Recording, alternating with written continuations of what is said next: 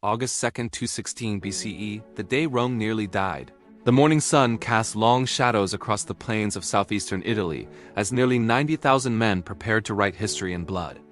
What happened next would haunt Roman nightmares for centuries and create a tactical masterpiece so perfect that military academies still dissect it today. Over 2 millennia later, the arrogant giant stumbles Rome in 216 BC. He was drunk on its own invincibility. The Republic had conquered most of Italy, crushed Greek cities, and believed itself destined to rule the world. But crossing the Alps like a phantom from their worst nightmares came Hannibal Barca, a 30-year-old Carthaginian general who had sworn a blood oath as a child to never be Rome's friend. For 2 years, this North African mastermind had humiliated Roman armies, turning the Italian peninsula into his personal chessboard. At Lake Trasimene, he had butchered 15,000 Romans in a fog-shrouded ambush, so complete that some soldiers didn't realize they were under attack until Carthaginian spears pierced their backs. The Senate was in panic mode. But here's where the story takes its most chilling turn. Instead of learning from their defeats, the Romans decided to double down on their arrogance. The fatal decision pictured this scene in the Roman Senate marble halls, echoing with furious debates as senators in pristine togas argued over the fate of their republic. The cautious voices, led by the dictator Fabius Maximus, urged patience. "Wear him down," they pleaded. "Avoid pitched battle. Let time be our weapon, but pride is a dangerous counselor." The Roman people were tired of seeing their countryside ravaged, while their armies played hide-and-seek. They wanted blood, Carthaginian blood. So they did something unprecedented. They elected not one but 2 consuls for 216 BCE, Lucius Aemilius Paulus and Gaius Terentius Varro, and gave them the largest army Rome had ever assembled. 86,000 men, 8 legions, allied troops from across Italy. It was supposed to be an unstoppable war machine that would crush Hannibal like an insect. Instead, it became the largest funeral pyre in Roman history. The architect of doom, while Rome mobilized its massive army, Hannibal was thinking 3 moves ahead, as always. This wasn't just any general. This was a man who had studied Roman psychology, Roman tactics, Roman weaknesses, with the dedication of a surgeon learning anatomy. He knew exactly how Romans fought, straight ahead with overwhelming force, relying on their superior discipline and numbers, and that knowledge would become Rome's death sentence. Hannibal positioned his roughly 50,000 troops, a mix of seasoned African infantry, Spanish swordsmen, and Celtic warriors, near the small town of Cannae in southeastern Italy. He placed his weakest troops, the Gauls and Spaniards, in the center of his line, while hiding his elite African heavy infantry on the flanks. To any Roman observer, it looked like a standard defensive formation. It was actually the most sophisticated military trap in ancient history. The Dance of Death begins August 2nd, 216 BCE, dawn clear and hot. The 2 armies faced each other across a field that would soon become synonymous with military genius and Roman catastrophe. The psychological pressure was immense. This wasn't just another battle. This was Rome's attempt to end the war in a single decisive stroke. Consul Paulus, the older and more experienced commander, had serious doubts about fighting on terrain that favored Hannibal's superior cavalry. But his co-consul Varro was eager for glory, and on this fateful day, it was Varro's turn to command. The Romans advanced in their traditional formation, a massive rectangular block of heavily armored infantry designed to smash through enemy lines through sheer weight and determination. For the first hour, it seemed to work perfectly. The illusion of victory, here's where Hannibal's genius becomes truly terrifying. As the Roman war machine crashed into his center, the Carthaginian general ordered his Gallic and Spanish troops to give ground slowly, grudgingly, but steadily.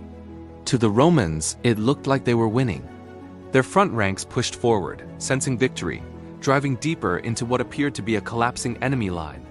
But this retreat wasn't panic, it was choreography. Hannibal was reshaping his battle line from a convex curve bulging toward the Romans into a concave pocket that gradually enveloped the advancing legions. The Romans, focused on the apparent breakthrough in front of them, didn't notice that they were marching into the jaws of a trap that was slowly, inexorably closing around them. Meanwhile, Hannibal's cavalry, led by his brilliant lieutenant Hasdrubal, was systematically destroying the Roman horsemen on both flanks. Without cavalry protection, the Roman infantry would soon be completely isolated and vulnerable. The jaws snapped shut. The moment of truth came when Hannibal's retreating center had drawn the Romans deep enough into his trap. At his signal, the elite African infantry on both flanks wheeled inward like the closing of massive doors. Simultaneously, the defeated Roman cavalry positions were overrun, and Carthaginian horsemen began charging into the rear of the Roman formation. In a matter of minutes, 86,000 Roman soldiers found themselves compressed into an ever-tightening circle, surrounded on all sides by enemies who had appeared as if by magic. The most powerful army Rome had ever fielded was now trapped like animals in a pen, with nowhere to run and no room to maneuver. What followed was not a battle, it was a massacre. The slaughter. Imagine the horror. Roman soldiers packed so tightly they couldn't lift their weapons properly, watching in disbelief as Carthaginian spears and swords cut down their comrades from every direction. The famous Roman discipline that had conquered Italy became their curse as soldiers remained in formation, even as death closed in around them. Consul Paulus, who had opposed this battle from the beginning, died fighting in the ranks with his men, a Roman aristocrat who chose honor over survival. His co-consul Vero, the architect of this disaster, managed to escape with a handful of cavalry, living to face the shame of his catastrophic judgment.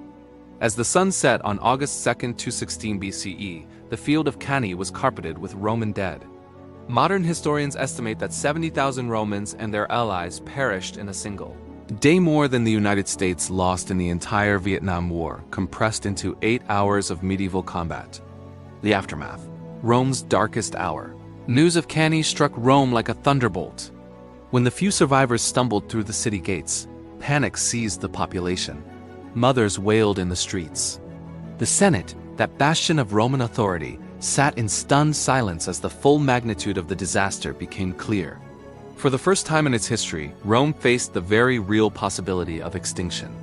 Hannibal was 3 days' march from the city walls with a victorious army, and Rome's military strength lay rotting under the Italian sun. Several Italian cities immediately switched sides, sensing that the Roman Empire's days were numbered. But here's the most remarkable part of this story. Rome didn't surrender. Despite losing the equivalent of 8 full legions in a single afternoon, despite facing the greatest military genius of the ancient world at the gates of their city, the Romans made a decision that would define their civilization forever. They would fight on. The eternal lesson today, over 2,200 years later, the Battle of Cannae remains the gold standard for tactical brilliance. Military academies from West Point to Sandhurst still study Hannibal's double envelopment, and modern generals invoke Cannae when describing the perfect battle of annihilation. But perhaps the most profound lesson of Cannae isn't about military tactics, it's about resilience.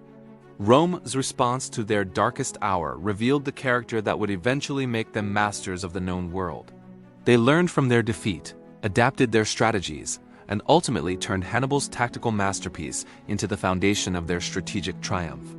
The blood-soaked field of Cannae became Rome's greatest teacher, transforming military disaster into the wisdom that would forge an empire lasting 1,000 years.